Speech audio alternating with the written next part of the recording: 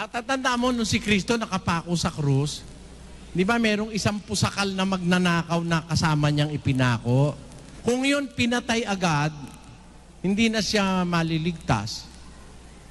Tignan mo, bago siya namatay, nagkita pa sa ni Kristo, pinatawad pa siya ng Panginoon eh. Sabi pa sa kanya ng Panginoon, "You will be with me in paradise." So, kaya hindi agad pinaparusahan ng Diyos ang tao para meron siyang chance na magsisi. Basahin natin ang 2 Pedro 3:15. At inyong ariin na ang pagpapahinuhod ng ating Panginoon ay pagliligtas. The long suffering of God is salvation. Ang pagpapahinuhod niya, ang kahulugan ng pagpapahinuhod, hindi siya agad nagagalit, di agad siya nagpaparusa. Para magligtas siya. Kasi ganito ang gusto kasi ng Diyos, sumunod tayo ng kusang loob. Hindi dahil sa tinatakot. 1:19 ng Isayas. Kung kayo'y magkusa at magmasunurin, kayo'y magsisikain ng buti ng lupain. Gusto ng Diyos, magkukusa tayong sumunod. Hindi tayo napipilitan lang. Kung kaya ka lang susunod, parang ganito, sa Japan na limbawa, bawal magnakaw. Pag nagnakaw, puto lang kamay. Pag nangalo niya, puto lang ulo. Kaya ka lang hindi gumagawa ng masama kasi takot ka, puputulan ka ng ulo Hindi ka gumagawa ng kabutihan dahil kusan loob mo. Ang gusto ng Diyos, kusan loob. Hindi ka pinipilit, pero sumusunod ka. Doon maligaya ang Diyos Pagkakusa tayo. Halimbawa, gusto natin tumulong. Pagkusa, natutuwa ang Diyos sa atin. 2 Korinto 9:7. Magbigay ang bawat isa ayon sa ipinasya ng kanyang puso, huwag mabigat sa loob o dahil sa pinipilit, sapagkat iniibig ng Diyos ang nagbibigay na masaya. Miski sa pagbibigay sa kapwa mas gusto ng Diyos yung masaya, hindi ka napipilitan. Ganon din yung pagsunod sa utos, hindi po kailangan pilitin tayo, kaya takutin para tayo sumunod. Gusto ng Diyos yung kusa. Ngayon sa tanong mo, ba't hindi niya agad pinaparusahan? Para nga magsisi ka at maligtas. Pero ang ginagawa naman ng iba, kung hindi siya pinaparusahan, inuulit-ulit naman niyang kasalanan. 8:11 ng Ecclesiastes. Sapagkat ang hato laban sa masamang gawa ay hindi isinasagawa agad. Kaya't ang puso ng mga anak ng mga tao ay lubos na nangalalagak sa paggawa ng kasamaan.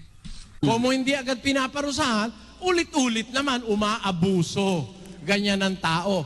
Ang mangyayari, pag inabuso mo naman ng Diyos, ang mangyayari, wala ka ng kaligtasan. Kaya ang dapat nating makuhan leksyon, kung hindi tayo agad pinaparusahan ng Diyos, binibigyan lang tayo ng Diyos ng pagkakataon. Huwag mong samantalahin na yung pagkakataon na yun, ulit-ulitin mo yung masama.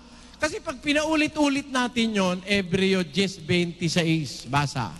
Sapagkat kung ating sinasadya ang pagkakasala, pagkatapos na ating matanggap ang pagkakilala sa katotohanan, ay wala ng haing natitira pa tungkol sa mga kasalanan, kundi isang kakilakilabot na paghihintay sa paghuhukom at isang kabangisan ng apoy na lalamon sa mga kaaway.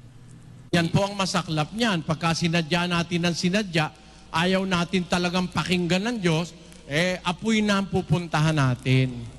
Kaya po mga kababayan, mga kapatid, kahit sino pa kayong nakikinig ngayon, kaya hindi agad pinaparusahan ng Diyos ang isang tao. Gusto niya makapagsisi.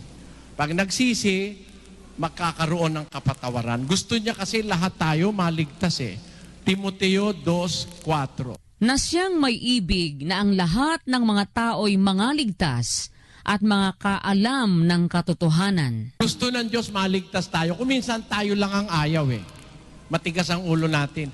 Ako nga, nararamdaman ko, binabasa ko na sa Biblia, nakasimangot pa yung nakikinig Kasi tumatama sa ginagawa niya, mali. Nakasimangot. Ako sana, ang expectation ko, pag nagtanong ka, binasa ko sa Biblia, sagot, dapat matuwa ka Parang nakausap mo ang Diyos ng personal yung iba sinasagot mo na ng tama, nasa Biblia, nakasimangot pa. Wala kang magagawa ron. Talagang ganon. 3:19 ng Juan. Basa. At ito ang kahatulan, na naparito ang ilaw sa sanglibutan, at inibig pa ng mga tao ang kadiliman kaysa ilaw, sapagkat masasama ang kanilang mga gawa. Ayan, pag ang tao masama ang gawa, mas galit pa siya sa ilaw.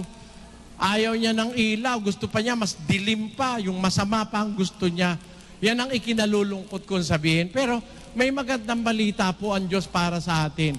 Ang pagsisisi ay makapagliligtas, mga kapatid. Matuto lang tayo magsisi, magbalik loob sa Diyos, may nakalaan pong kaligtasan para kanino mang magsisisi. Yan po ang aking masasabi sa inyo.